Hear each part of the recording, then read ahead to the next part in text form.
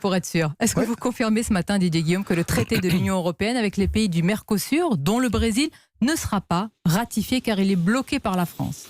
Oui, je le confirme. C'est définitif. Le président de la République l'a dit. Il est bloqué par la France. Je pense qu'il est bloqué par d'autres pays. Et je n'ai pas vu un parlement en Europe occidentale et surtout en France qui le votera. Cet accord avec le Mercosur n'est pas un bon accord. Ce n'est pas un bon accord sur l'aspect environnemental. On a vu ce qui s'est passé cet été. Ce n'est pas un bon accord sur l'aspect alimentaire et agricole. Moi, je ne souhaite pas que l'on échange des BMW et des Mercedes avec du bœuf. Donc aujourd'hui, l'agriculture, l'alimentation Elle est doit plus être loin en dehors. alors. Et le doit être CETA, en dehors certains de- vous disent, et ce traité de libre-échange UE-Canada, pourquoi ne pas aller plus loin? Mais elle est plus loin.